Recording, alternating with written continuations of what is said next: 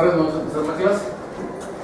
La última vez estuvimos hablando sobre algunos ya de los interrectos en particular. Específicamente hablamos del interrecto de amparo de posesión, el interrecto de amparo de tenencia y el interrecto de despojo.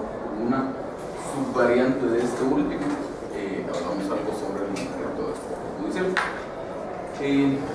Más o menos para repasar muy brevemente lo que hablamos en aquella oportunidad, vamos a ver una presentación por acá. Dijimos esta cosa, dijimos que esos tres interdictos, el de amparo de posesión, el de amparo de tenencia y el de despojo, son muy similares entre sí, pero tienen algunas circunstancias que nos sirven para decidir cuándo procede uno u otro de ellos. Entonces, lo primero que tenemos que ver para analizar cuál de esos interdictos se podría plantear. En todos los casos, la idea es que se está perturbando directamente el derecho de posesión o la posesión, mejor dicho, que pudiera estar ejerciendo alguna persona. Entonces, lo primero que tendríamos que ver para decidir cuál de todos esos se interpone es si el actor todavía tiene la posesión del bien. Entonces, obviamente, de ese cuestionamiento podríamos hacer dos opciones. La primera opción es que sí la tenga y la segunda es que no la tenga.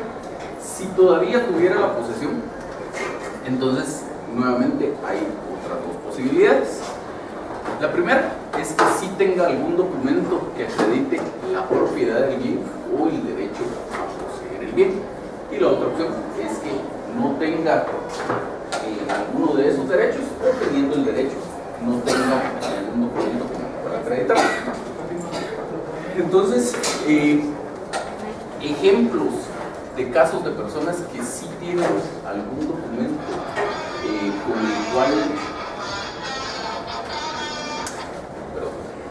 de personas que sí tienen algún documento con el cual acreditar que tienen derecho a poseer el inmueble, pudiéramos encontrar casos como estos: un propietario, un poseedor, un arrendatario, un usufructuario, etc. Cualquier persona que pues tenga ese derecho a poseer y tenga algún documento con el cual acreditar. Y personas que no tienen el derecho a poseer, que esencialmente no lo pueden acreditar, entre otras, pudiera ser un simple tenedor, un intruso. Entonces, todas esas personas tienen el derecho de que se les ampare en la posesión que están ejerciendo yo, porque aquí no se trata de discutir si tengo derecho o no tengo derecho, sino se trata de establecer si estoy poseyendo el bien y si poseyendo el bien me están perturbando en esa posesión. Entonces, dependiendo de cuál de estos casos tengamos, ya procederá uno de estos dos interdictos. Si es una persona que, teniendo todavía la posesión, tiene además el derecho a poseer y lo puede acreditar, planteará un interdicto de amparo de posesión. Y si la persona tiene todavía la posesión, pero no tiene cómo acreditar que tiene un derecho a poseer el inmueble, como podría ser un simple tenedor o un intruso, lo que plantearía sería un interdicto de amparo de tenencia. Luego, la otra opción, decíamos, es que el actor ya no tenga la posesión del bien, básicamente porque esos actos que tendían a perturbar esa posesión ya se consumaron, de tal manera que ya desposeyeron a esta persona del bien. Entonces dice aquí: haya o no tenido derecho a poseer, fue despojado sin orden de juez. Obviamente no se puede plantear este interdicto sin una orden de juez.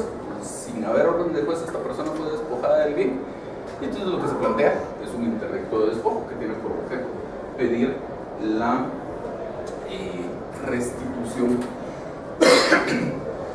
Si quieren, para que puedan ver esto, se los voy a poner en la página de la universidad donde están los materiales de apoyo. Entonces, sí, me quedó muy chiquita la letra esta. Entonces, el interdicto de despojo, decíamos, es si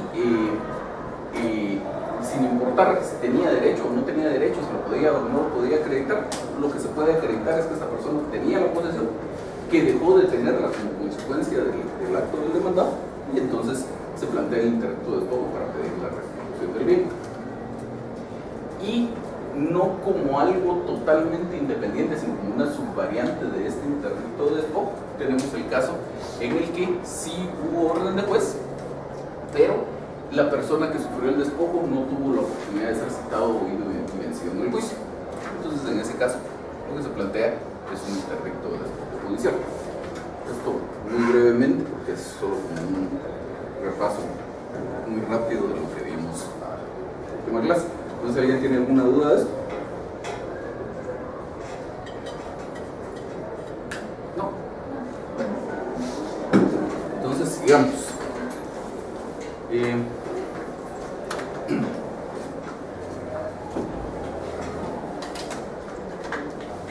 Hemos visto ya entonces pues los primeros tres interdictos que contempla el Código Procesal Civil y Mercantil. A continuación,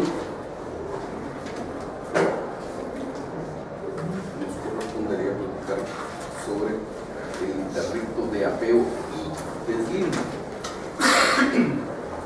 El código en algunas partes denomina mal a este interdicto como de apeo o deslinde. El interdicto en realidad es un interdicto de apeo y deslinde, porque en este, a diferencia de lo que pasa, por ejemplo, con el interdicto de amparo de posesión y el interdicto de amparo de tenencia, que aunque el código los menciona juntos, son en realidad dos interdictos distintos, este sí es uno solo.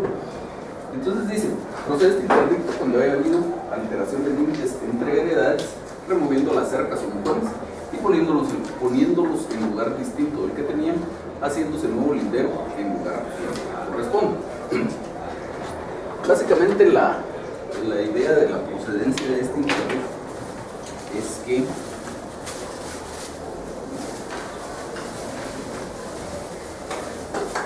habiendo dos inmuebles que son colindantes, tienen pues obviamente algún lindero entre los dos, y normalmente los inmuebles que son vecinos se dividen de alguna forma, hay algún perimetral, una malla, una cerca, un cerco vivo, ustedes quieran. Entonces básicamente la idea de la procedencia de este interdicto es: tenemos dos inmuebles que son vecinos, tienen establecido su signo distintivo de lindero entre los dos bienes y supuestamente ese signo distintivo está en el lugar correcto, y luego alguna de los dos colindantes por una actividad exclusiva suya y sin darle participación al otro mueve ese lindero, digamos algo como esto. Entonces, si se mueve el lindero de esta forma, resulta que el titular de este bien está poseyendo ahora más de lo que tenía antes, pero en contrapartida, pues, el titular del otro bien está poseyendo menos. Entonces, este que se ve afectado por el movimiento de ese lindero sería el que va a demandar en este interdicto de apeo y deslinde. Obviamente demandará al otro colindante. ¿Cuál es el objeto del interdicto? Básicamente que se establezca que efectivamente hubo ese movimiento de linderos, que se establezca en qué lugar debe estar el lindero y que se regrese al lugar que realmente corresponde. Entonces sigue diciendo el código respecto a este interdicto. En la demanda debe expresarse: primero, el nombre, jurisdicción, linderos y situación de la finca. Segundo, la parte o partes en que ha sido alterado el lindero. Tercero, el nombre de quién o quiénes han hecho la alteración, si se supiere, y los nombres de los colindantes que puedan tener interés en el apeo. Cuarto, el lugar en que se pretenda que deban colocarse los montones, vallas o cercas, debiéndose acompañar los títulos y demás documentos que sirvan para la diligencia. Dentro de las pruebas dice: las pruebas se limitarán a establecer si ha habido alteración de límites o montones y quién la hizo o mandó se hiciera. El juez practicará el reconocimiento judicial conforme a las normas del artículo 174, que básicamente es el que establece que el reconocimiento judicial se practica no necesariamente solo por el juez, sino que hay ocasiones en las que pueden comparecer peritos y que se puede interrogar a testigos en el mismo reconocimiento judicial. Entonces dice el segundo párrafo de este 174: las partes podrán hacerse acompañar por peritos de su confianza los que en el acto del reconocimiento podrán exponer sus puntos de vista verbalmente si fueran requeridos por el juez. Los honorarios que no nos interesa, y el último párrafo que dice podrán ser examinados los testigos en el mismo acto del reconocimiento judicial cuando ello contribuya a la claridad de su testimonio, que se hubiera solicitado oportunamente la parte interesada y el juez estima conveniente la práctica de la diligencia en tales condiciones. Entonces, un reconocimiento así es el que debería practicarse en estos casos, especialmente cuando se trata de bienes que son de dimensiones grandes, sobre todo cuando no son bienes urbanos, sino son bienes rústicos. Pues es especialmente importante en salud que tuviéramos, por ejemplo, un ingeniero que me auxilie con las medidas, etc. Entonces sigue diciendo: discernido que se hará el cargo a los peritos, se señalará día para practicar la diligencia, previniendo a los interesados y a los comandantes que presenten en ella sus respectivas pruebas. De la diligencia se levantará acta en la que se describirá todo lo practicado, incluyendo el dictamen de los peritos, la cual será firmada por todos los que hubieran estado presentes y pudieran hacerlo. Y la sentencia: si la alteración fuera comprobada, se ordenará la restitución a cargo del que la hizo o lo hubiera ordenado, quien será responsable de las costas del juicio y de los daños y perjuicios fijados prudencialmente por el juez, quedará sujeto además a las responsabilidades penales consiguientes. Entonces, básicamente decíamos, este es un solo interdicto de apeo y deslinde. ¿Por qué? Pues básicamente por el significado de las palabras. El apeo, en lo que consiste, es en la determinación del lugar en donde efectivamente deben estar los linderos. Y el deslinde consiste en que físicamente se ponga el lindero en el lugar en el que le corresponde. Entonces, en este interdicto queremos ambas cosas: queremos que el juez establezca en dónde debería estar el lindero, y luego queremos que le ordene al que movió el lindero que lo ponga en ese lugar, o bien que autorice que sea a su costo. Básicamente es eso, simplemente que el juez compruebe que el lindero se movió del lugar y que ordene que se restituya al lugar que efectivamente corresponde. ¿Dudas? Y la legitimación activa en este caso solo la tendrá el propietario. El que viera afectado su derecho de posesión por esa alteración de límites.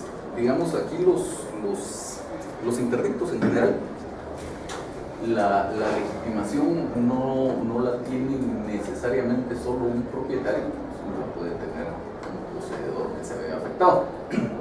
Digamos, en este interdicto sí ya dejaríamos de lado eso del simple tenedor o el intruso, porque eso sí no tendría cómo acreditar mi derecho de posesión llegado hasta aquí. Pero, por ejemplo, que se podría dar, tal vez sobre todo en fincas rústicas, que usted y yo, ninguno de los dos es un verdadero propietario, es decir, ninguno de los dos tiene su derecho inscrito en el registro de la propiedad, sino lo que tenemos es una compraventa de derechos posesorios. Usted tiene una y yo tengo otra. Entonces, sobre esa base determinamos que cuando yo adquirí esos derechos posesorios, pues los adquirí hasta acá, y usted efectivamente también los adquirió hasta acá, y entonces el dinero corresponderá. Entonces, la legitimación activa la tendría alguien que compruebe tener un derecho de posesión, que ese derecho de posesión sea perpetuado por el movimiento de los dineros. Pero aquí entonces no se va al extremo de no tener documento. No,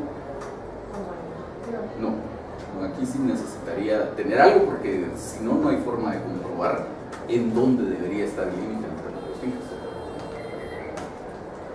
Perdón, no sé si ya lo dijo, pero el juez por sus medios él lleva no sé si llama topógrafo, como para medir puntos, etcétera. No, el juez no.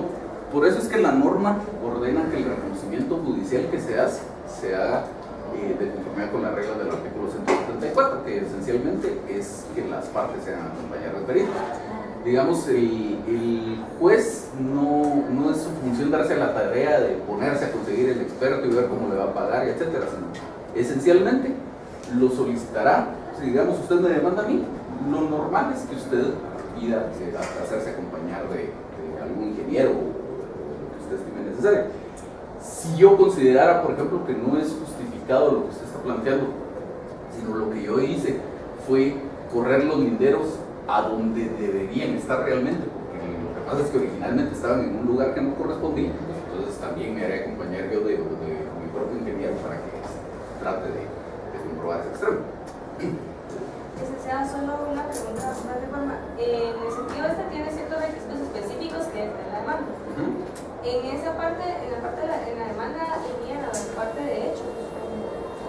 sea, la demanda siempre...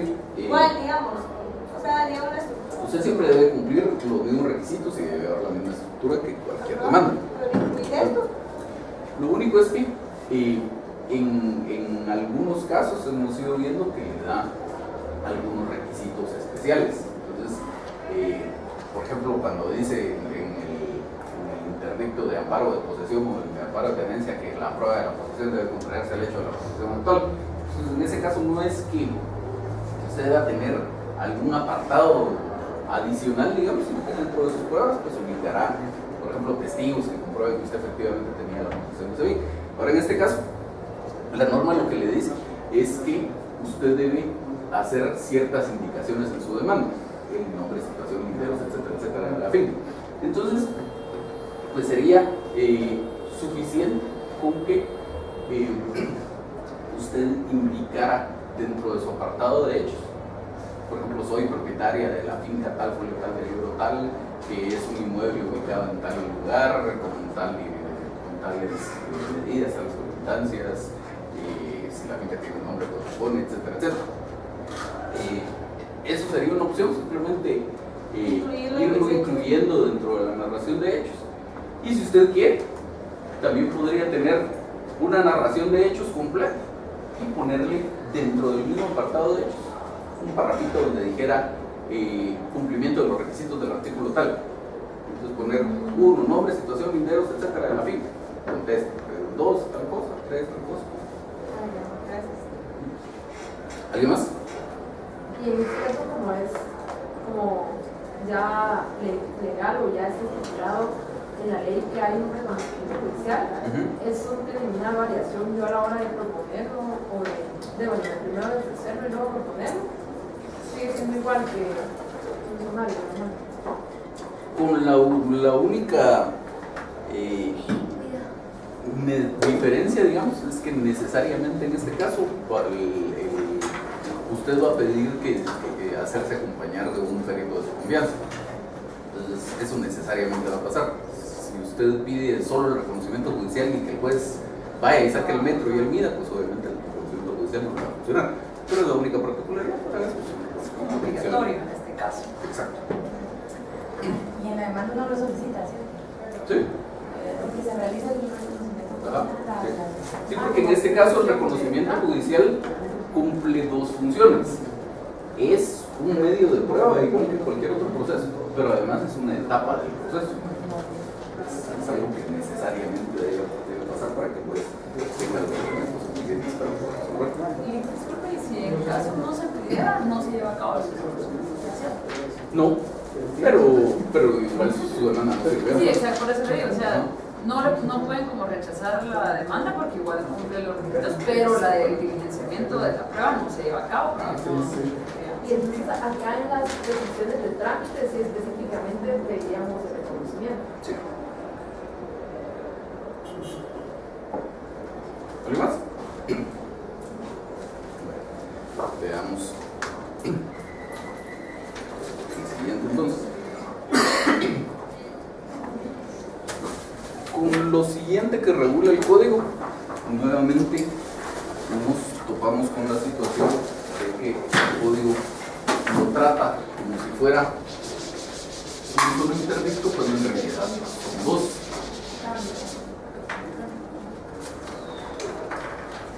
El código habla de obra nueva y obra peligrosa. Entonces dice, bueno, antes de eso, veamos cuando hace la enumeración de los interdictos. Dice, los interdictos son cuarto de obra nueva o peligrosa. Entonces, no hay un interdicto que sea de obra nueva o peligrosa, que sea de obra nueva y peligrosa. Son dos interdictos. En algunos casos procederá un interdicto de obra nueva, nada más. En otros casos procederá un interdicto de obra peligrosa, nada más, son dos cosas distintas. Entonces, el de obra nueva dice, la obra nueva que causa un daño público produce acción popular, que puede ejercitarse judicialmente o ante la autoridad administrativa. Cuando la obra nueva perjudica a un particular, solo a este compete el derecho de proponer el interdicto. La persona que tenga derecho al agua como fuerza motriz puede denunciar la obra nueva cuando por ella se embarace el curso o se disminuye el volumen o la fuerza del agua cuyo disfrute le corresponde. Luego, sigue diciendo, si el juez lo estimare justo, podrá acordar la suspensión inmediata de la obra, pero el dueño de ella quedará facultado para continuarla si diera garantía por las resultas del juicio y por los daños y perjuicios. El juez, sin embargo, le permitirá las obras que sean absolutamente indispensables para la conservación de lo edificado. Contra esta resolución no cabrá recurso alguno. Entonces, la procedencia de este par de interdictos resulta muy clara con la simple denominación que tiene cada uno de ellos.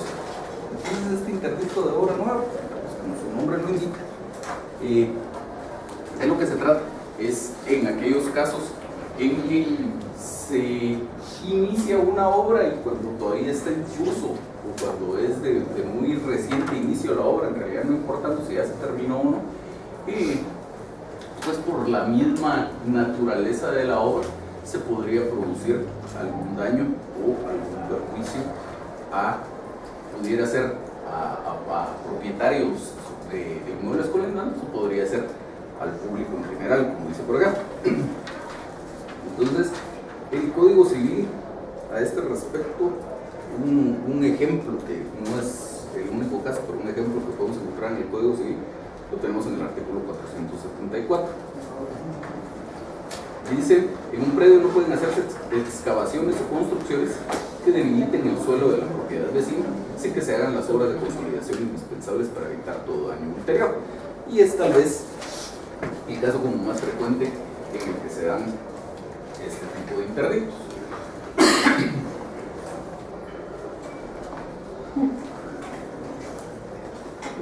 Pero van como bien de la mano, pues porque podría ser una obra nueva, pero si no me causa a mí ningún peligro, ¿por qué voy a demandar a alguien?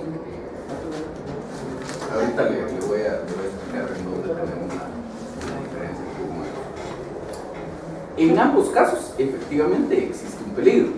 Entonces, pero la diferencia no está ahí, sino que el tema es el interdicto de obra nueva, como su nombre lo dice, es para obras recientes. Esto lo combinamos con una de las normas generales de los interdictos que vimos, que dice que todos los interdictos están sujetos a un plazo de caducidad de 1 año. Entonces, ¿qué entenderíamos por obra nueva para que pueda encajar en este interdicto? Una obra que se haya iniciado con no más de 1 año de antelación al planteamiento de la demanda, o que por lo menos el acto que da, digamos, la etapa de la obra que empieza a producir el peligro o el daño se haya producido no antes de 1 año. El interdicto de obra peligrosa lo vamos a ver en un momento, pero el interdicto de obra peligrosa básicamente son aquellos bienes que no son de reciente construcción, digamos, sino que es un edificio que ya está por ahí, que luego por alguna circunstancia las condiciones en que está se vuelven peligrosas, como podría ser el caso de que haya un terremoto y el edificio quede en malas condiciones y entonces tenemos que ver qué pasa con eso. Pero ahorita nos vamos a detener en el interdicto de obra peligrosa. Entonces en ambos existe peligro. La diferencia no la encontramos en si hay o no hay peligro, sino lo encontramos sobre todo en qué tan antigua puede ser la obra. Un ejemplo de obra nueva podría ser la casa de Carretera El Salvador que botó la montaña, ese en caso público.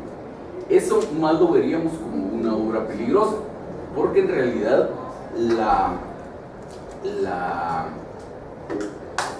casa no la construyeron en este momento, digamos, la casa tiene 5 o 10 años de estar ahí, y no es por una construcción que se haya hecho en este momento que se dio el peligro, sino que hubo un derrumbe de una parte de la montaña, y producto de ese derrumbe ya la obra quedó en unas condiciones que no la hacían apta. Había la necesidad de hacer algunos trabajos de reforzamiento ahí. Entonces ahí perfectamente, que nadie lo planteó, pero perfectamente hubiera procedido un interdicto peligroso.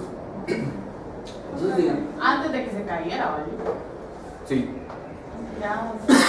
Ya si se cayó, pues usted podrá plantear una demanda de daños y perjuicios si le pasó contra la casa, contra el dueño de la casa. Entonces, quedémonos por un momento con el de obra, ¿no? Sí. Perdón, pero ahí también, es verdad que dijo Cindy eso de la MUNI, la MUNI también no caería ahí en algún conflicto por haber autorizado que se construyera una casa en un área que estaba, o sea, como peligrosa, ¿verdad? Cuando uno tiene que pedir la autorización a la municipalidad para eso. Digamos, habría que ver muchas cosas ahí, o sea, con simplemente el conocimiento que todos nosotros tenemos del caso, porque lo vimos en el periódico, porque pasamos por ahí, no podríamos entrar con certeza a decir qué es lo que procede, pero digamos, pues sí, efectivamente la municipalidad, usted le pide una licencia de construcción y la municipalidad, entre otras cosas, revisa pues que lo que usted está proponiendo que va a construir pues sea más o menos razonable. Pero pudieran haberse dado varias situaciones ahí. Pudiera ser que la construcción sea bien antigua, de tal manera que sea de antes de que se haya ampliado la carretera, por ejemplo, y entonces en su momento había suficiente espacio ahí y no había problema, es una opción. Pudiera ser que las condiciones del suelo hayan variado y que antes ese suelo hubiera sido más estable que ahora, es otra opción. Pudiera ser que estas personas hayan presentado unos planos a la municipalidad y luego no se hayan ajustado estrictamente a esos planos. A lo mejor, por decirle algo, propusieron que iban a hacer un muro de contención y no lo hicieron, cosas por el estilo. Entonces ahí ya no es responsabilidad tanto de la municipalidad. O pudiera ser que efectivamente lo que ellos propusieron, si a cualquier ingeniero que lo hubiera analizado le hubiera dicho, pues esta casa en algún momento se va a caer y todos lo autorizaron, entonces ahí sí podría haber una responsabilidad de la municipalidad. Ya dependiendo de los edificios. Habría que hacer un análisis más detenido del caso concreto. Pero digamos, nada de todo eso que estamos hablando en este momento tiene que ver con el interdicto, sino el interdicto iría orientado únicamente a decirle, bueno, su casa como consecuencia de este derrumbe quedó con parte de los cimientos al aire, por lo menos el muro perimetral quedó con parte de los cimientos al aire y es necesario hacer algunas obras ahí para que ese muro no se caiga encima de los automovilistas que vayan pasando, por ejemplo. Entonces, ese es... Más que todo busca prevenir el daño que se puede causar por el estado en que está el inmueble. Entonces retomemos el de obra nueva. Digamos que este es el nivel del suelo.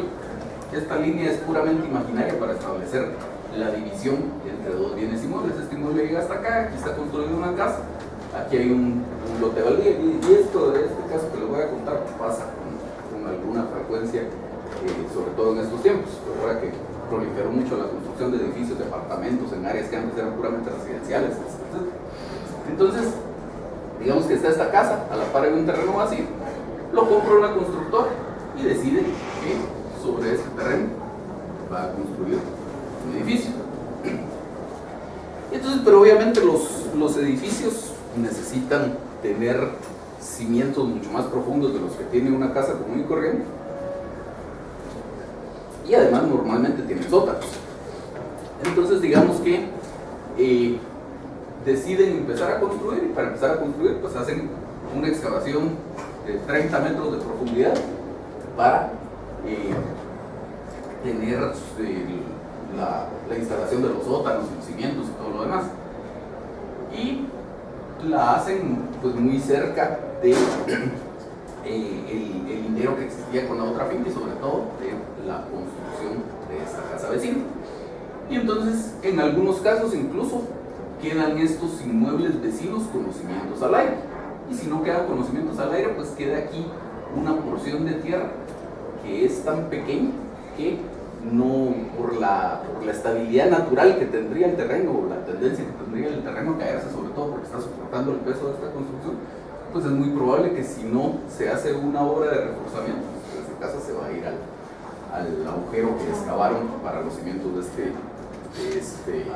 estos sótanos del edificio vecino. Entonces, pues en esos casos lo que es, no es que no se pueda hacer toda esta construcción, sino el mismo código lo dice. No se puede hacer si no se hacen las obras de reforzamiento necesarias. Entonces, si paralelamente a ir sacando la tierra de acá van haciendo un muro de contención con todas las normas técnicas, etcétera, que efectivamente soporte el peso de esta tierra y de esta construcción y todo lo demás, no hay problema. Pero si simplemente se ponen a sacar tierra y tierra y hacer el hoyo, entonces sí va a haber un problema. Y este propietario de este inmueble estaría facultado para plantear un interdicto de obra nueva. ¿Qué es lo que tiene por objeto el interdicto de obra nueva? Que como consecuencia del proceso, del inmueble vecino tenga dos opciones: o hace las obras de reforzamiento necesarias para evitar posibles daños a este inmueble, o deja de hacer su construcción, pero que no siga haciendo su obra en condiciones que pongan en peligro la obra vecina. ¿Sí esto más o menos claro el caso? Y cuando dice que puede ejercitarse ante la autoridad administrativa. Lo que pasa es que en ese caso no se trata propiamente de un interdicto, sino de lo que se trata es de que hay autoridades administrativas que tienen alguna competencia para intervenir en casos de construcción de obras. Por lo menos se me ocurren dos en este momento, dependiendo de la obra de que se tratara. Está la municipalidad del lugar y está el Ministerio de Ambiente. Entonces, digamos, si usted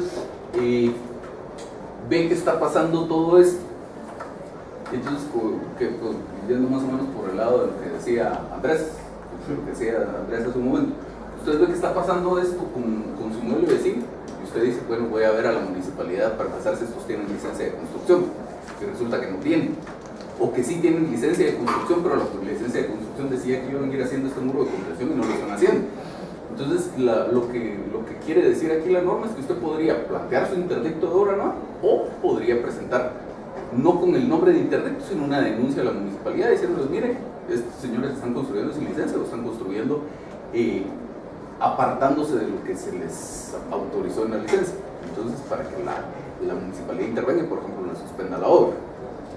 O lo mismo con el Ministerio de Ambiente, que por ejemplo, cuando las obras afectan al ambiente, tienen que tener un estudio de evaluación de impacto ambiental, y dentro del estudio de impacto ambiental algunas medidas de mitigación, etc. Entonces, si no tuvieran estudio, o teniendo estudio no están cumpliendo con esas medidas de mitigación, pues una denuncia al Ministerio de Ambiente también podría ser, que son actuaciones ante la autoridad administrativa, no bajo el nombre de interdicto, sino una denuncia que usted presenta ante la autoridad administrativa para que en el ámbito de su competencia la autoridad intervenga.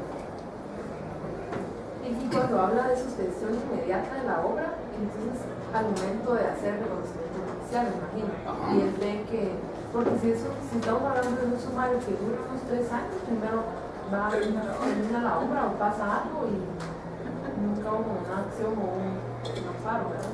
Sí, yo le puedo contar por lo menos dos casos que reflejan los dos extremos de eso que usted está diciendo. Vamos a ver.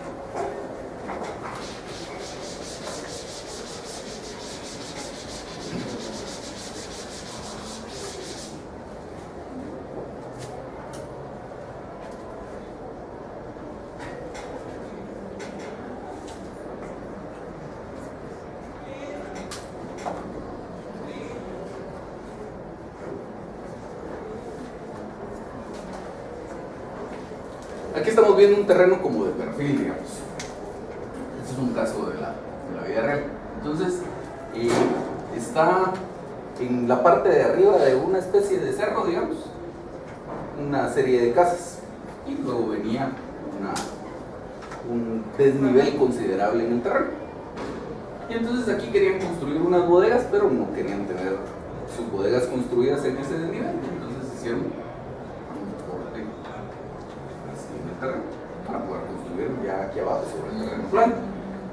Pero luego resulta que los terrenos, cuando naturalmente están así, esta línea inclinada que vemos acá ejerce resistencia y está deteniendo el terreno, está deteniendo la tierra y el peso de todas estas construcciones. Pero luego, si usted le hace este corte, pues deja de tener ese soporte. Entonces, estas gentes de acá se pusieron de acuerdo y plantearon un interdicto de obra nueva.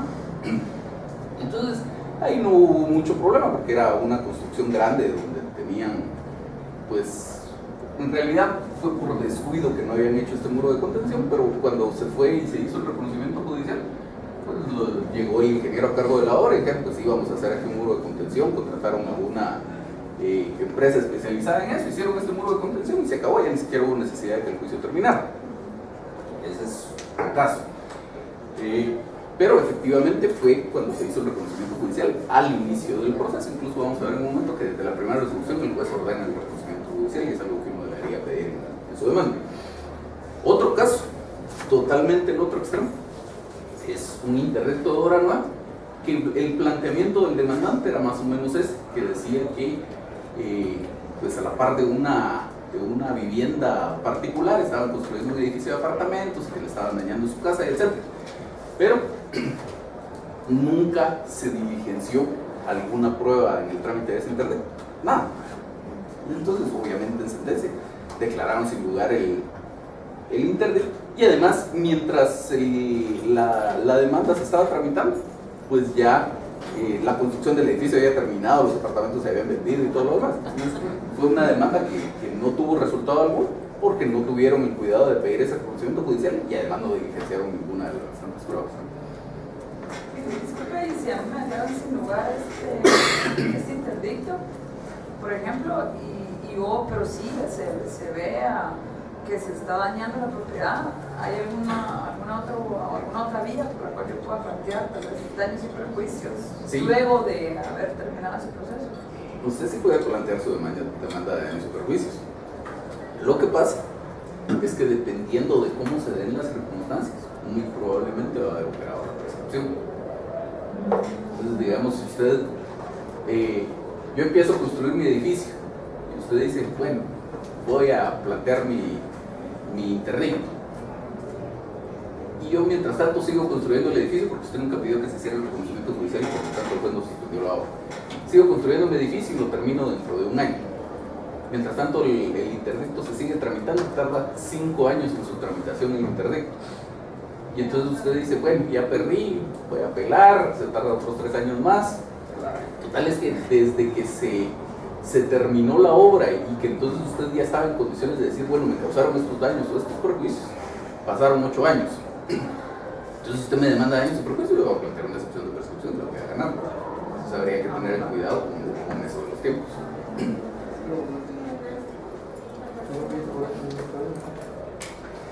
Entonces,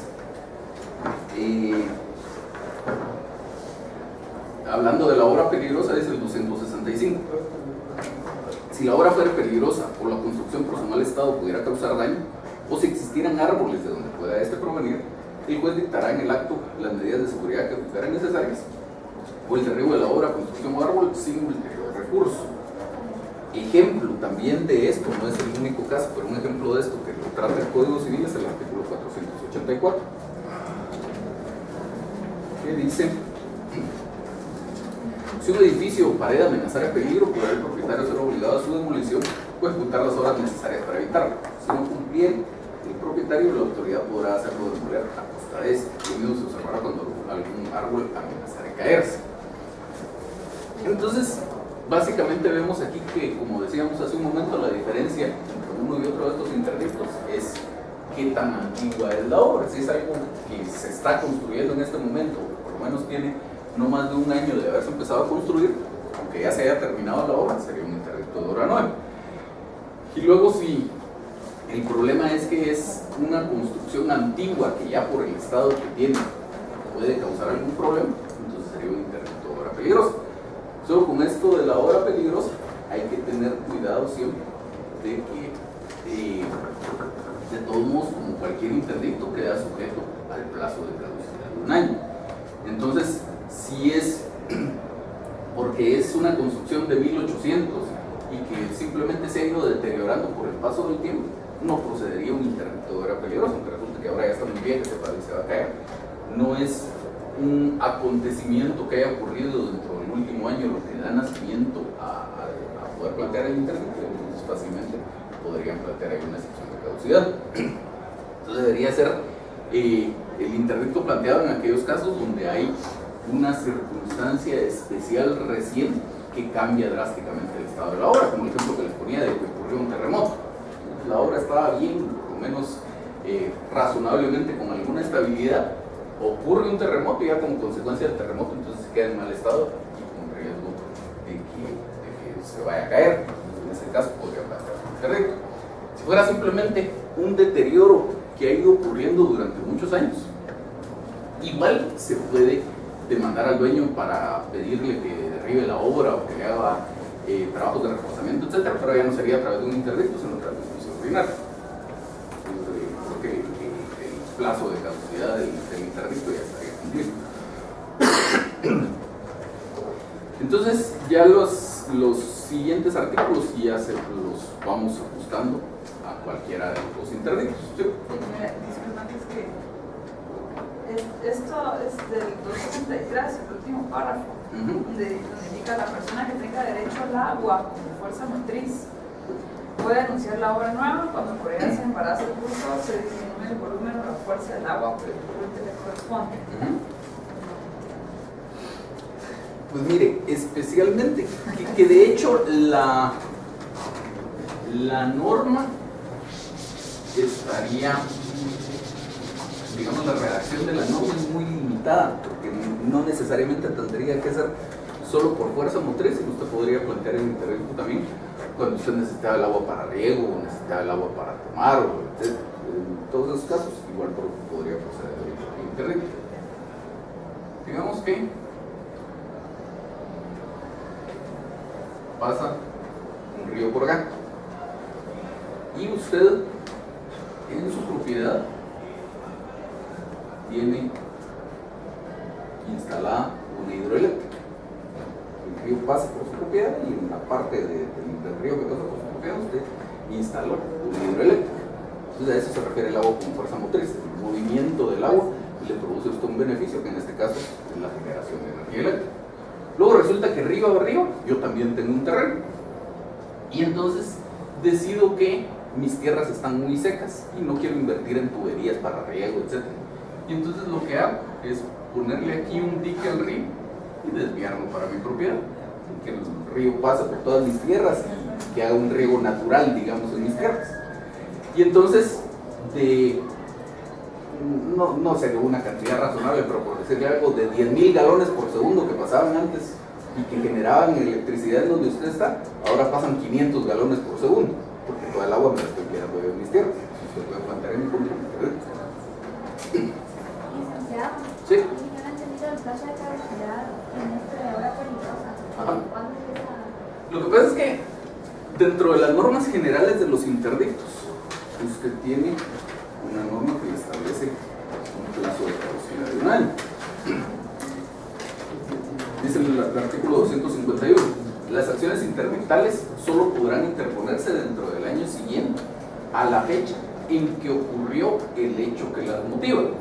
Entonces, digamos, en el interdicto de amparo de posesión, desde que a usted le empezaron a perturbar su posesión; en el de despojo, desde que usted fue despojada del bien; en el de apego y deslinde, desde que corrieron la cerca; en el caso de un interdicto de obra nueva, por ejemplo, desde que se empezó a construir la obra, o desde que se empezó la fase de la obra que a usted le está perjudicando. Y en el interdicto de obra peligrosa tendría que ser desde que ocurrió el hecho en virtud del cual la obra quedó en un estado peligroso.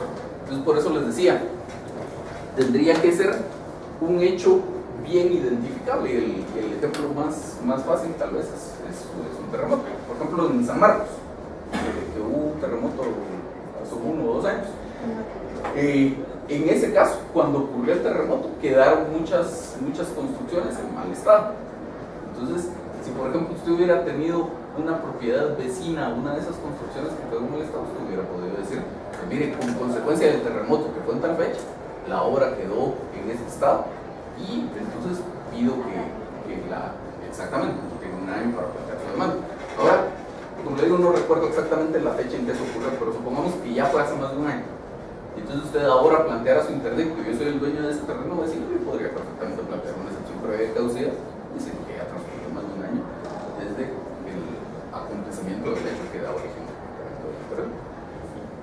¿Se podría llevar entonces juicio ordinario? Sí. Y perdone, no creo que lo mencionó.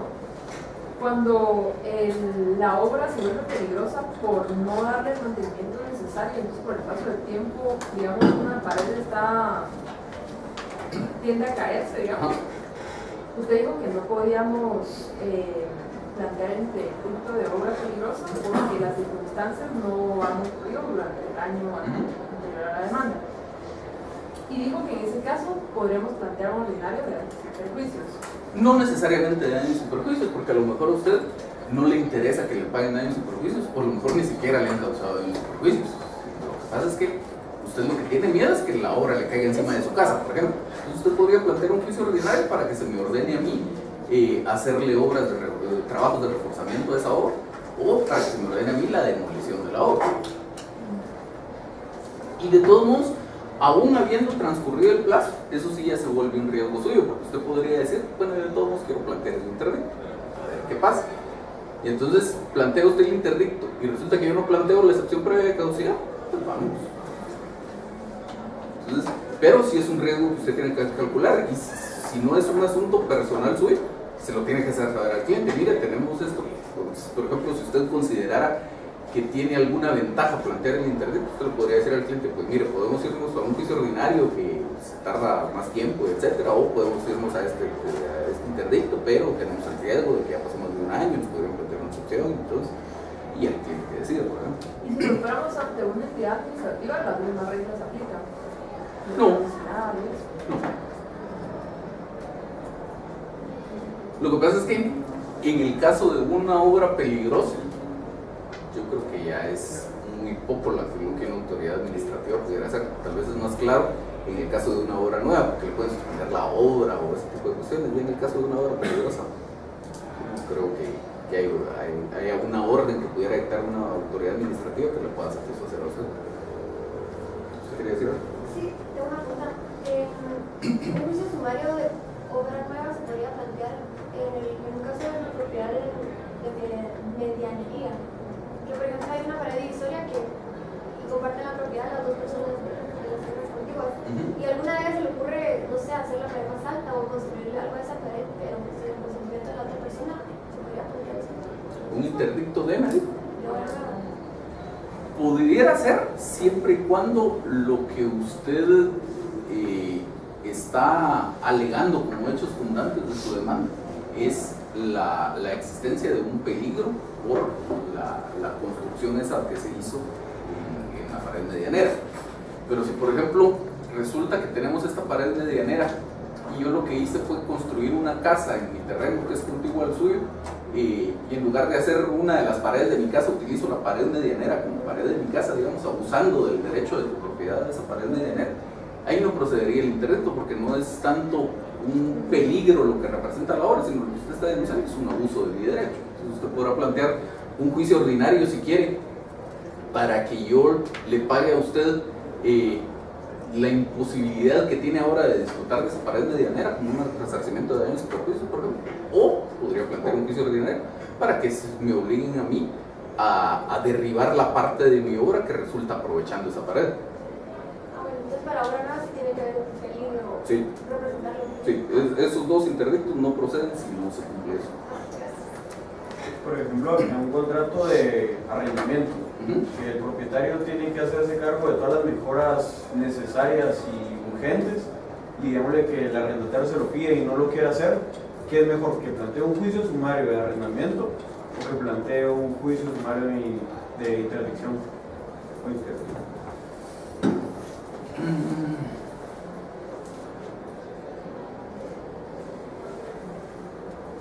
Yo creería que habría que ver el caso en particular, pero sobre todo habría que ver qué fue lo que pasó con el bien, digamos, que está motivando que usted quiera plantear alguna demanda, y además habría que ver cuál es la situación particular suya de por qué usted quiere ocupar ese bien. Porque viendo primero el punto de vista estrictamente práctico, a lo mejor le tiene más cuenta dar por terminado el contrato de arrendamiento y dar sus cosas a otro lado. Porque la regla general es que en el contrato de arrendamiento, yo como arrendante tengo que respetar el plazo del contrato, pero usted como arrendatario el día siguiente puede decir, ya no quiero, y vamos. Entonces a lo mejor le tiene más cuenta a eso que ponerse a demandar. Ahora, supongamos que por alguna razón tenía que ser ese bien o a usted no le servía. Entonces ahí dependeríamos de la situación en que se encuentre la obra. Yo creería que pudieran pasar varias cosas. Pudiera pasar que usted, si digamos en el contrato se estableció que yo como propietario tenía que cubrir esas cuestiones, no lo estoy haciendo, usted pudiera hacer de su propia bolsa los gastos y luego demandarme a mí un juicio sumario de arrendamiento que le reembolse, que a lo mejor es más práctico que esperar que exista una orden de juez, etc. Entonces, pues tendría que usted asegurarse de tener prueba suficiente del estado en el que estaba la obra y de los gastos que va a hacer, etcétera, y demandarme un resarcimiento. Tal vez sería lo que yo vería como más idóneo, digamos. Luego, si usted quisiera que se me ordene a mí como propietario hacer los trabajos, yo creería que cualquiera de las dos cuestiones me podría funcionar. Podría ser un interdicto de obra, pero digamos que fue lo mismo del terremoto y que como consecuencia del terremoto la obra ya no está en buen estado, podría ser un interdicto de obra peligroso. El perjudicado es usted mismo que está poseyendo ese mismo bien del cual yo soy propietario, o pudiera ser que con un juicio en virtud de existir una relación de arrendamiento, igual pido que se me ordene cumplir con esa obligación que yo tenía en el contrato, que era hacerme cargo de sus gastos. Pero por ejemplo, los dos irían a tomar, o sea, en el primer caso que nos puse, que primero mejor yo pongo el dinero, lo arreglo, y después se lo pongo en un juicio de arrendamiento, o sea, en los dos procesos no habría uno como que fuera más rápido. O sea, uno que diga, por ejemplo, a la hora está a punto de caerse, y aunque yo no tengo el dinero, es más fácil que ponga el de... En teoría sería mucho más rápido el de obra peligrosa, porque digamos, a lo mejor sin necesidad de llegar a sentencia, que es de lo que vamos a hablar en un momento, a lo mejor sin necesidad de llegar a sentencia, usted obtiene una orden del juez en la que el juez me diga a mí, vaya y haga esto. Por el reconocimiento judicial. Por el reconocimiento judicial. Pero luego resulta que yo, a pesar de la orden del juez, no lo hago, pues nos quedamos en las mismas. Habrá que esperar a tener una sentencia para que con base en esa sentencia usted me pueda ejecutar a mí, etc. Entonces, si de verdad era tan importante para usted hacer uso de ese bien y de verdad en las condiciones que quedó después del terremoto no lo puede usar, pues en cualquier caso, si yo definitivamente no tengo la voluntad de componer la obra, va a ser mucho más práctico que usted lo pague de su bolsa y después lo cobre. Sigamos entonces. En el caso que usted planteó, que la parte demandada puede interponer una excepción de restricción. Caducidad. Sí. Creo que también está la vía ordinaria, ¿verdad? Y usted como abogado sabe que está esa posibilidad y lo que usted indicó, le dice el cliente y demás, y usted dice al final pues que el cliente decide. Si el cliente le dice a uno, no, mire, yo no sé, usted decida, usted pues, ¿verdad? ¿Qué cree más idóneo? Que mejor, si usted sabe que hay una posibilidad que le pueda interponer eso, mejor irse como a lo seguro. Sí, yo esa sería la opción que tomaría. O sea, si usted, de hecho, en un caso totalmente, no tiene absolutamente nada que ver con interdictos, pero solo para que veamos el ejemplo. Es un caso en donde, con base en un contrato de transporte, transportan una fruta que debía estar refrigerada para que al llegar a su destino pues llegara en buen estado, porque era fruta delicada. Entonces se celebra un contrato de transporte para que lleven la fruta de la planta al puerto, y otro contrato de transporte con alguien totalmente distinto para que la lleve en barco a su destino, que era fruta para exportación. La cosa es que cuando llega la fruta, llega descompuesta, y existen pruebas de que mientras estaba en el transporte terrestre, la temperatura subió por encima de lo recomendable para la fruta, digamos. Entonces querían demandar al transportista que había llevado la fruta por tierra. Pero ya luego al hacer las averiguaciones, resulta que la fruta no solo en ese momento excedió de la temperatura necesaria, sino también durante el viaje por barco. Resulta que además no había una obligación clara del transportista de que era él el obligado a que la fruta debía mantenerse en esas temperaturas. Resulta que además no había una prueba de que cuando le entregaron la fruta al transportista en la planta, la fruta sí tenía la temperatura recomendable. Y había otra par de circunstancias así que hacían no idóneo el planteamiento del caso. Entonces, uno analiza todo eso y le dice al cliente, pues mire, en este caso yo no recomiendo demandar porque tenemos todos estos riesgos y eventualmente usted va a perder la demanda. Entonces, ya si el cliente, a pesar de todo eso, le dice, bueno, yo quiero demandar, pues usted puede demandar. Pero si no es correcto, digamos, que usted siga un curso de acción en el cual usted ya previó todo este montón. Además de eso, en el contrato de transporte, cuando la mercadería no llega en buen estado, usted le tiene que dar un aviso al transportista, y si no da el aviso, dice la ley que caducan las acciones que pudieran derivarse del contrato de transporte, y no lo habían dado, lo dieron mucho tiempo después. Entonces, a lo mejor usted demanda, y no alega la caducidad, no alega la existencia de falta de pruebas, etcétera, y usted gana la demanda, pero eso no lo puede saber. Pero si usted ya previó los riesgos, pues su obligación, parte de su obligación asesora del cliente es hacerle ver esos riesgos. Entonces, regresando a su pregunta, ya si el cliente me dice a mí, usted decía, yo me iría por la opción donde veo menos riesgos. Bueno, entonces, sigue diciendo el reconocimiento judicial 266. Al darle trámite a la demanda, el juez ordenará el reconocimiento judicial de la obra señalando de obra para el efecto. Y estas normas de acá aplican a ambos, al obra nueva y al obra peligrosa. El juez podrá practicar inmediatamente el reconocimiento según las circunstancias, sin necesidad de notificación previa a la otra parte. Entonces, más o menos como decíamos con el interdicto de apego y deslinde, que el reconocimiento judicial no opera solo como un medio de prueba, sino además es una de las actividades que necesariamente deben darse en el proceso. Pues lo mismo pasa aquí, solo que aquí todavía un poco más seria la cuestión, porque ordena que desde que el juez le da trámite a la demanda, en la resolución donde le da trámite, señala el día y hora para el reconocimiento judicial, incluso la posibilidad de que lo haga sin notificación a las partes, si estima que la urgencia es mucho. Luego dice 267, si fuera decretada la suspensión y el propietario de la obra no concurriera al reconocimiento judicial, el juez hará la prevención al director encargado de la obra y a falta de él a los operarios para que en el acto suspendan los trabajos o pena de castigarlos como desobedientes. Esto más que todo aplicaría al interdicto de obra nueva. En el acta respectiva se detallará el estado en que se halla la obra en el momento de la suspensión. En cualquier momento de petición de parte, el juez podrá ordenar la demolición de lo construido en contra de la orden de suspensión a costa del infractor. Y también con peritos, ¿verdad? No, esto no puede determinar solamente el juez. ¿Qué cosa? Que el reconocimiento judicial, igual que en el apego del crimen, también debe de hacerse con algún arquitecto o alguien que tenga como el conocimiento adecuado, ¿no? Dependiendo de la circunstancia.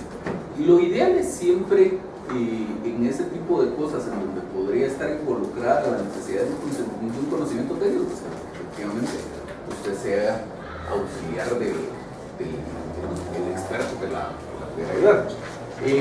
Pero en casos que son muy evidentes, como en ese de la casa que a la par están construyendo el edificio, y usted llega y ve que la casa está con los cimientos al aire, pues no necesita ser digamos que usted es la jueza, usted no necesita ser ingeniera para saber que hay un problema. Entonces, pues a lo mejor si tuviéramos un ingeniero a la par, el ingeniero sí puede decir, pues mire que aquí necesitaríamos tener por lo menos 10 metros de margen para que la estabilidad natural del terreno permitiera que sin necesidad de un muro de contención, y que el muro de contención tiene que ser de esas características, etcétera, etcétera. Entonces obviamente eso sería ideal, pero sin necesidad de eso el juez ve y dice, esta obra aquí se va a caer si no hacemos algo, y entonces puede dar eso. No es así como obligatorio, porque hablábamos de que en el apego y deslinde es como obligatorio en la atención de trámite indicarle lo del perito. Acá en este no sería así de importante, o si no pongo acompañado al perito, igual se lleva a cabo el reconocimiento judicial sin problema. Exacto. Dependeríamos de las circunstancias, porque aquí estamos hablando de cosas que son bien burdas y bien evidentes. A lo mejor hay un caso en el que sí la obra le está causando a usted un daño, pero no es algo que se vea a simple vista, y entonces sí se necesita que un experto diga, pues mire, aquí el daño se da por estas circunstancias, por estas circunstancias. Y entonces acá como en la primera resolución que el juez ordena el reconocimiento judicial, no se propone ese probatorio. No, vamos a ver. Aquí, como decíamos, el reconocimiento judicial tiene esa doble función, que es un medio de prueba y además es un acto que debe llevarse a cabo necesariamente como para que el juez pueda decidir si suspende la obra, etc. Entonces, usted en su demanda en este caso tendría que pedir, digamos, que le den trámite a la demanda, etc. Y entonces pide que en la resolución que le dé trámite a la demanda se ordene la práctica del reconocimiento judicial, el cual deberá versar sobre los siguientes puntos, como si usted ya estuviera proponiendo un reconocimiento judicial en el periodo de prueba en un caso común y corriente. Entonces sí tiene que decir que debe versar sobre los siguientes puntos, que es lo que quiere que vaya y el juez establezca. No simplemente se trata de que el juez se pare ahí y que adivine qué es lo que usted quería, sino usted le tiene que establecer los puntos. Si quería usted hacerse acompañar de un perito, por ejemplo, de un ingeniero, pues entonces pedir que esté presente el ingeniero experto en estructuras, fulano de tal, y que se le hiciera el cargo, etc. Entonces, en la sentencia dice el 268, en la sentencia el juez resolverá sobre la procedencia de la suspensión definitiva o de la demolición de la obra, condenando un costo al vencido. Si procediera a la suspensión definitiva, se ordenará la ejecución inmediata del fallo, y si procediera a la demolición de la obra, se fijará término para llevarla a cabo a costa del demandado.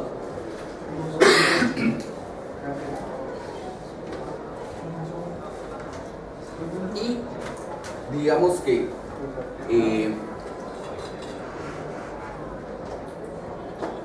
aquí tiene el código ese par de posibilidades, pero no son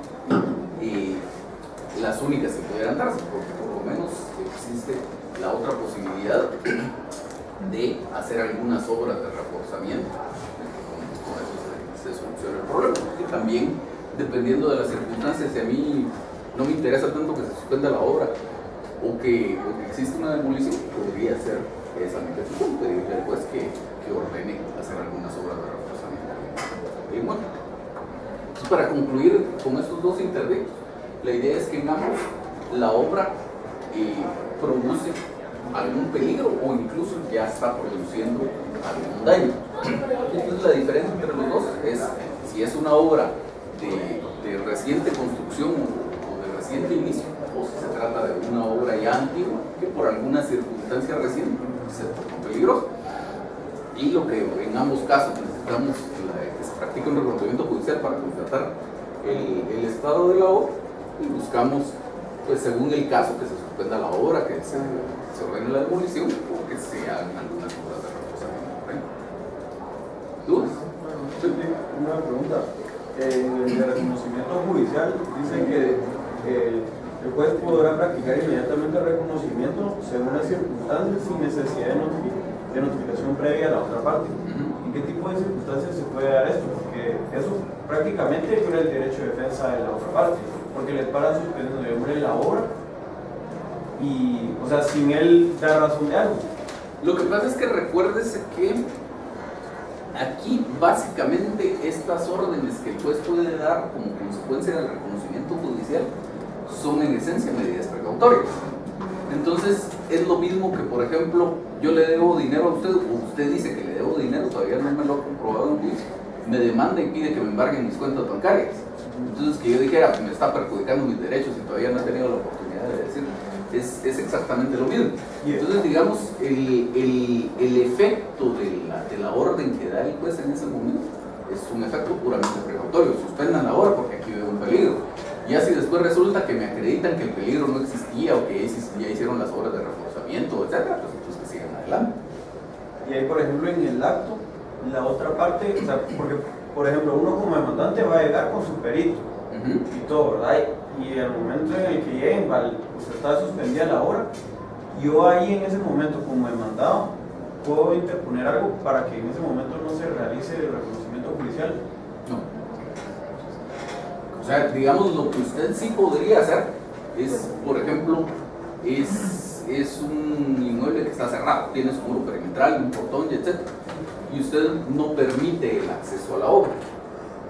De ahí no se lleva a cabo el reconocimiento judicial, pero es una cuestión puramente de hecho. Pero que usted, por ejemplo, le dijera al juez, en el momento que llega, le interponga un recurso de esto o una solicitud de tal cosa, no. Sobre todo, recuérdese que el juicio sumario es un proceso escrito. Y la ley del organismo judicial expresamente dice que en los procesos escritos no se aceptan peticiones verbales, a no ser que la ley lo permita expresamente.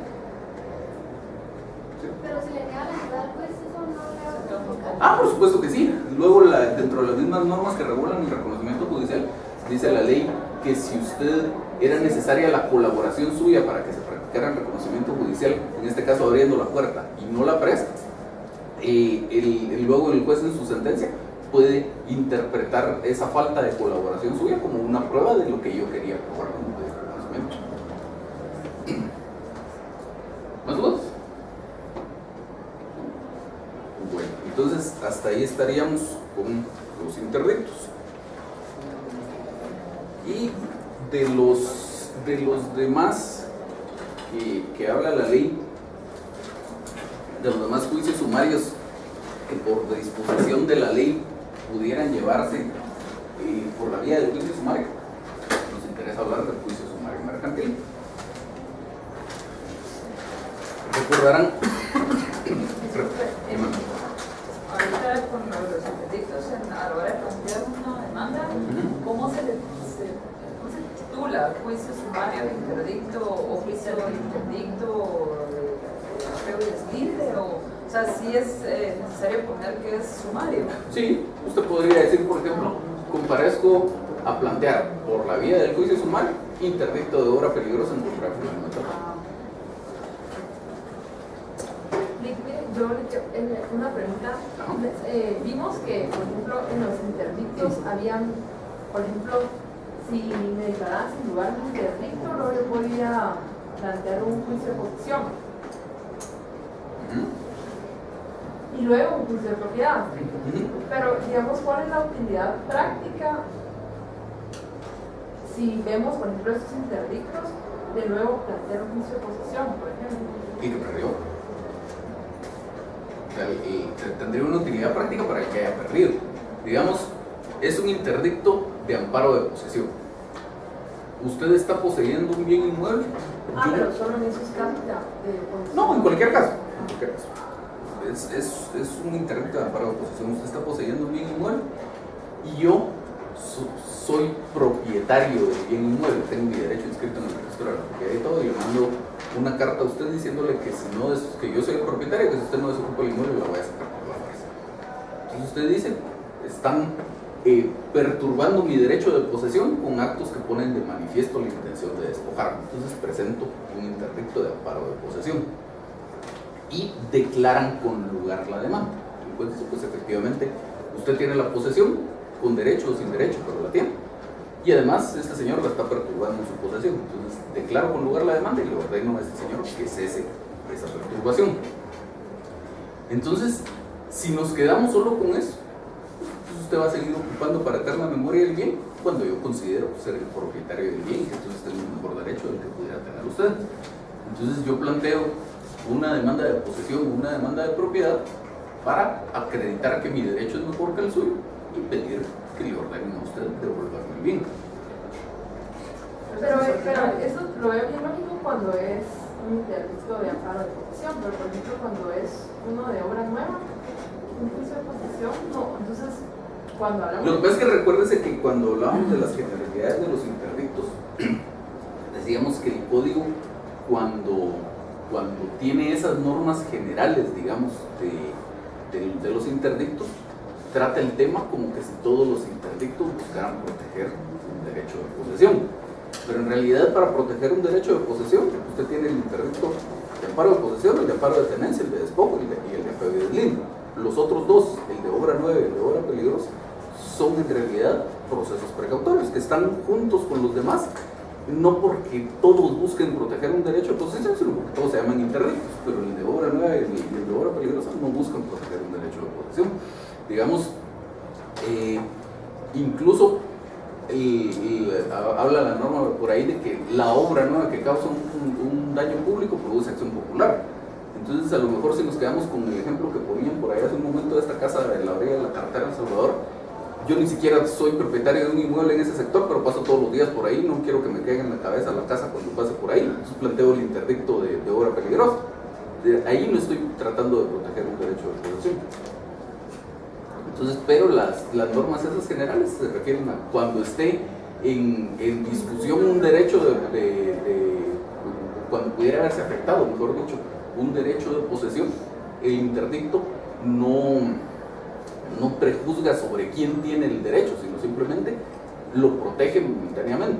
Ya después, si alguien considera que tiene mejor derecho de aquel que salió favorecido en el interdicto, pues planteará su juicio ordinario. Pero igual se puede apelar ese. Sí, o sea, la sentencia es apelable, pero supongamos que en sentencia firme el resultado fue desfavorable para usted. No importa si usted era demandante o demandada, el resultado fue desfavorable para usted. La idea aquí es que la ley le permite plantear un juicio ordinario en el cual pudiera buscar un resultado distinto. Yo pudiera no apelar a esa sentencia e irme de una vez a un juicio de posesión, o apelarla y esperar esa sentencia, de repente es favorable. Sí.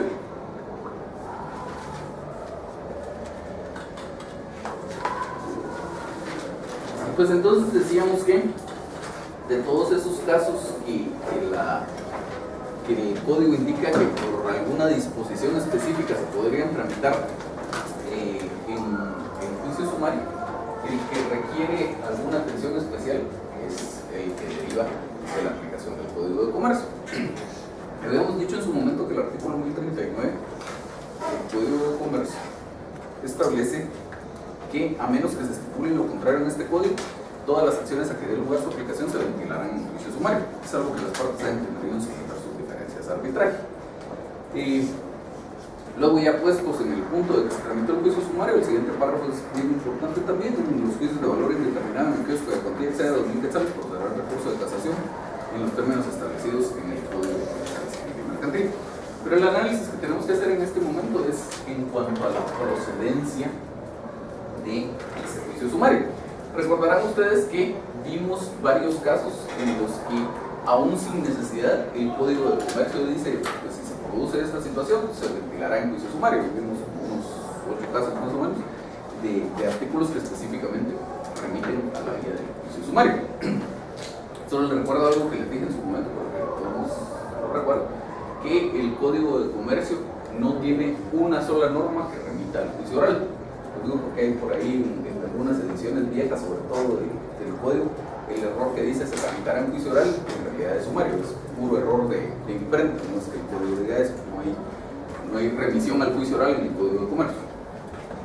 El Código de Comercio remite en algunos casos al juicio sumario, en otros muy pocos al ordinario, pero al oral no. Entonces, decíamos que en esos casos donde el Código de Comercio lo dice expresamente, pues de modo no hay donde perderse. Pero la norma general da en la práctica lugar a algunos problemas. Veamos nuevamente el primer párrafo. A menos que se estipule lo contrario en este código, todas las acciones a que dé lugar su aplicación se ventilarán en juicio sumario. Pero entonces se viene el problema de cuando entendemos que una controversia fue suscitada por la aplicación del Código de Comercio.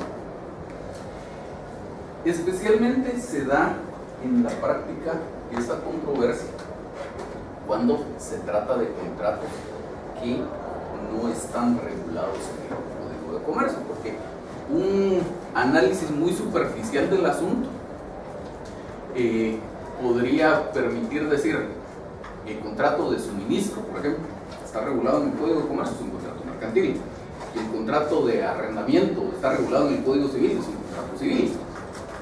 Entonces, en esa superficialidad del análisis se pierden muchos y ha dado lugar a algunos problemas en la práctica, porque la determinación de si un contrato es civil o es mercantil no radica exclusivamente en el cuerpo normativo que lo regula. Si un contrato está regulado en el Código de Comercio, pues ahí no hay problema, es un contrato contrato mercantil. Pero si un contrato solo está regulado en el Código Civil, no necesariamente es un contrato civil.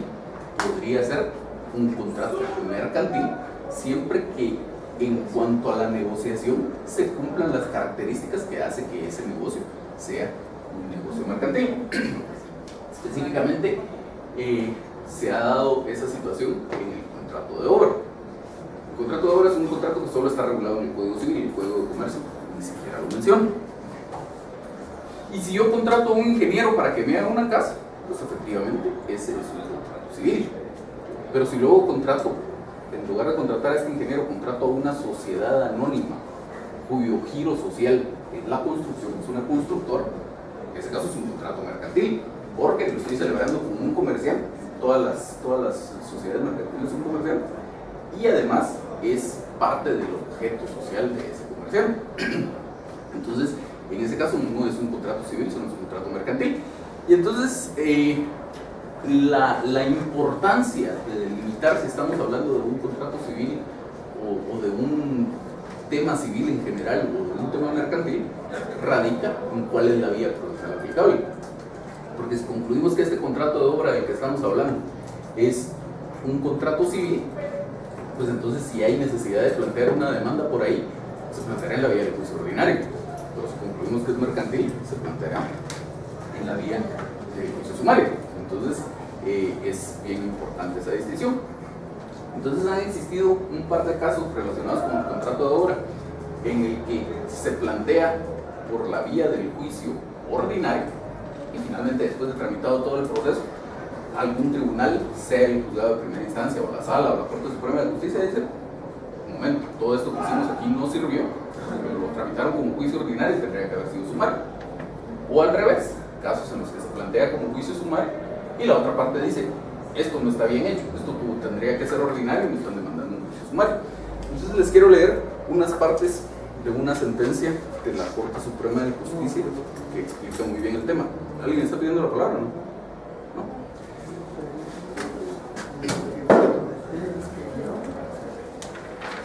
¿Sí? Disculpe, ¿nos podría dar el número de los expedientes? Sí, ahorita.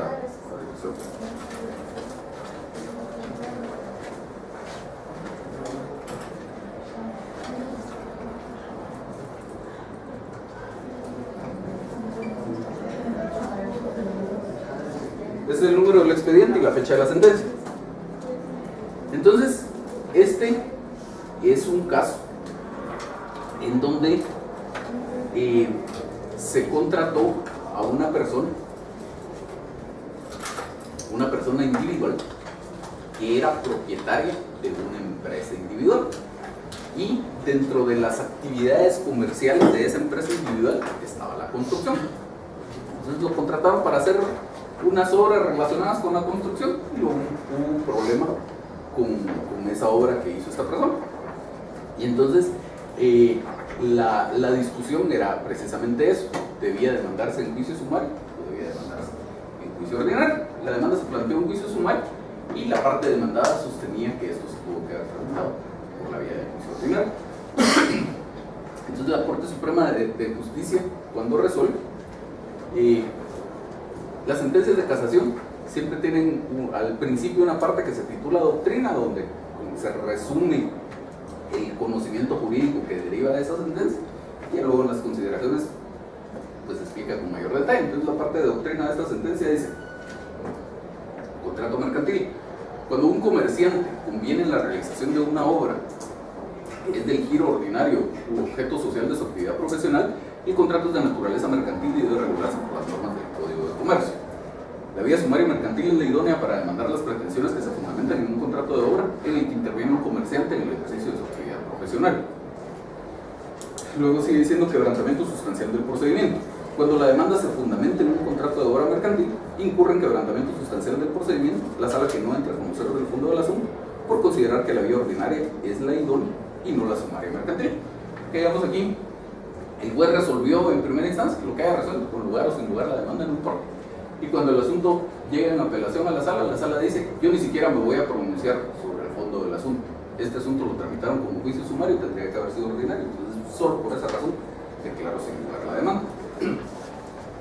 Y entonces, pues ya en las consideraciones amplía un poco la explicación de la Corte Suprema y dice: al hacer el examen correspondiente del primer submotivo, esta Cámara advierte que el quid del asunto se divide en dos cuestiones.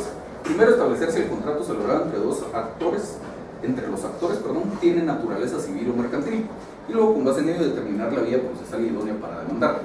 Para el efecto es necesario revisar los antecedentes del caso, y de la lectura de los mismos se aprecia que actor y demandado entablaron una relación contractual por medio de la cual el segundo se comprometió a realizar el trabajo que se ha hecho referencia en los antecedentes de este fallo. Y para demostrarlo, el actor adjuntó a su demanda fotocopias de una serie de documentos por medio de los cuales se evidencia que ambos se cruzaron cartas, por medio de las cuales el demandado ofertaba y hacía propuestas relacionadas con el trabajo a realizar, utilizando hojas membretadas de la empresa, tal. Asimismo, el demandado adjuntó a su contestación de demanda la patente de comercio de la citada empresa, en la que se advierte que el señor fulano es el propietario de la misma, que es el demandado, y que el objeto de esta es, entre otros, la transformación de productos de madera. Evidentemente no está en discusión la relación contractual, sino más bien si la naturaleza del contrato es civil o mercantil. Para el efecto, esta Cámara hace las siguientes apreciaciones. Según el tratadista René Arturo Villegas Lara, en su obra Derecho Mercantil Guatemalteco, tomo 3, segunda edición del año 1998, página 31, señala que el contrato, que se refiere al contrato mercantil, como acto jurídico, constituye el medio para que se dé el movimiento en el tráfico comercial. La teoría general del contrato no difiere diametralmente entre el campo civil y el mercantil, de manera que los conceptos fundamentales son aplicables a este tema. Como sigue diciendo la Corte Suprema, de conformidad con el artículo 1 del Código de Comercio, los comerciantes en su actividad profesional, los negocios jurídicos mercantiles y cosas mercantiles se regirán por las disposiciones de este código, y en su defecto por las del derecho civil, que se aplicarán e interpretarán de conformidad con los principios que inspiran el derecho mercantil. El artículo 2 del mismo código regula que son comerciantes quienes ejercen en nombre propio con fines de lucro cualesquiera las actividades que se refieren a lo siguiente. Primero, la industria dirigida a la producción o transformación de bienes y a la prestación de servicios. Con base en las normas citadas y lo más expuesto en este apartado, se determina que el señor fulano de tal es un comerciante individual y que el trabajo u obra convenida corresponde al objeto social de la empresa, que consiste, entre otros, en la transformación de madera. Por lo tanto, las relaciones contractuales en las que intervenga el demandado como comerciante se regirán por las disposiciones del Código de Comercio. En consecuencia, no obstante que el contrato de obra se encuentre regulado en el Código Civil, el mismo constituye el medio para que se dé el movimiento en el tráfico comercial de su actividad profesional, como lo define el autor consultado. Es decir, que el asunto discutido lo constituye una contratación que corresponde al giro ordinario o objeto social del comerciante, por lo que el contrato celebrado entre las partes debe regularse, además, por las normas del derecho mercantil.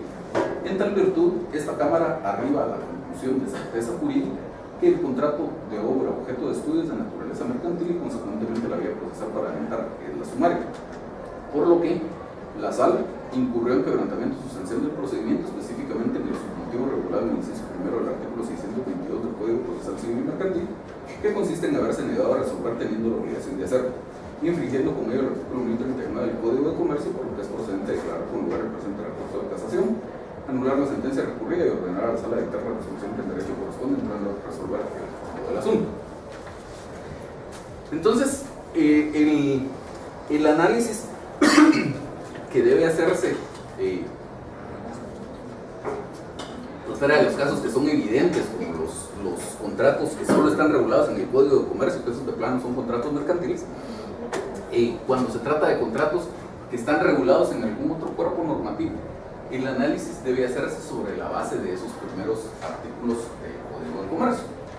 En este caso era sumario, pero se planteó ordinario. No, se planteó sumario. Y cuando llegó a la sala dice: yo no puedo resolver el fondo de este asunto porque lo plantearon mal, tendrían que haber planteado ordinario, porque dijo la sala. Entonces, en casación, la Corte Suprema de Justicia dice: no es cierto, si era sumario, si lo plantearon bien, y le ordeno a la sala que conozca el fondo del asunto. Entonces, ahí que es bien determinante que sea del giro normal de la... Sí, es una de las cuestiones primordiales. Entonces, por eso les decía, el análisis en esos casos que no son evidentes, digamos, que no están regulados los contratos en el Código de Comercio, debería ir por los primeros artículos del Código de Comercio. El artículo primero dice: los comerciantes en su actividad profesional. Entonces, si yo soy comerciante, pero este contrato no es de mi actividad ordinaria, sino es otra cosa, entonces no me importa, no es un contrato mercantil. Entonces, los comerciantes en su actividad profesional. Los negocios jurídicos mercantiles y las cosas mercantiles se regirán por las disposiciones de este código. Con las cosas mercantiles no hay mucho problema. Los títulos de crédito, la empresa mercantil, no hay mucho donde perderse, eso está regulado en el Código de Comercio. Pero los comerciantes en su actividad profesional y los negocios jurídicos mercantiles es el tema que nos tiene aquí. Entonces, ¿cómo determinamos si un negocio es mercantil? Primero, si está regulado en el Código de Comercio, es mercantil. Pero luego, si estando regulado en otro cuerpo normativo, como en el Código Civil, se refiere a un contrato que esté haciendo un comerciante en su actividad profesional, también sería un negocio mercantil. Y entonces dice, todos esos casos se regirán por las disposiciones de este código. ¿Qué disposiciones de este código? Todas, incluyendo el artículo 1039 que nos remite a la vía del juicio sumario. Luego es importante también el 2. Son comerciantes quienes ejercen en nombre propio y con fines de lucro cualesquiera de las actividades que se refieren a lo siguiente. Entonces ya enumera la industria, dirigida a la producción, transformación de bienes y a la prestación de servicios, la intermediación en la circulación de bienes y la prestación de servicios, la banca, seguros y fianzas y las posibilidades de las anteriores. Luego es importante también el 3. Las sociedades organizadas bajo forma mercantil tienen la calidad de comerciantes, cualquiera que sea su objeto. Entonces, en este caso era una persona individual que era comerciante, pero digamos, si el demandado hubiera sido una sociedad siempre es comerciante. Y en la escritura constitutiva de la sociedad siempre tenemos cuál es el objeto. Entonces, si dentro de ese objeto de la sociedad se incluye aquello que fue materia del contrato, igual es un negocio mercantil. ¿Sí? Mira, pero por ejemplo, yo tengo una constructora de Ana Isabel, que es un socio. Pero a mí yo tengo una amiga X y me contrata a mí, Gabriela Ruiz, para que le haga los planos de su casa. Y algo sale mal. Aparte, no importaría que yo tenga esta sociedad con Ana Isabel, pero si a mí contraté sin meter a la empresa como tal, sino que como Gabriela Ruiz, sí sería ordinario. Siempre que se logre establecer que la relación fue directa con usted como arquitecta, digamos, como persona individual, el negocio en ese caso sería un negocio civil y por lo tanto la vía procedente sería la de ordinario. Ahora, si por ejemplo esta persona la contrata a usted, pero usted la cotización se la manda en papel membretado de la sociedad, etcétera, entonces hay una representación aparente y hay una relación. Y solo finalmente el artículo 5 del Código de Comercio, que dice: cuando en un negocio jurídico regido por este código intervengan comerciantes y no comerciantes, se aplicarán las disposiciones del mismo, o sea, las disposiciones del Código de Comercio, igual incluyendo su artículo 39. Entonces, ese es el análisis importante que debe hacerse para establecer cuándo estamos en presencia de un negocio jurídico mercantil y por lo tanto procedería el juicio sumario por aplicación de ese artículo 39. ¿Dudas? Es exactamente el mismo, ¿verdad? El procedimiento es exactamente el mismo. El juicio sumario no tiene alguna variante en cuanto al trámite. Lo único que requiere ese estudio profundo es determinar si procedía o no procedía el juicio sumario. ¿No hay dudas? ¿No? Los veo el próximo jueves entonces. Ah,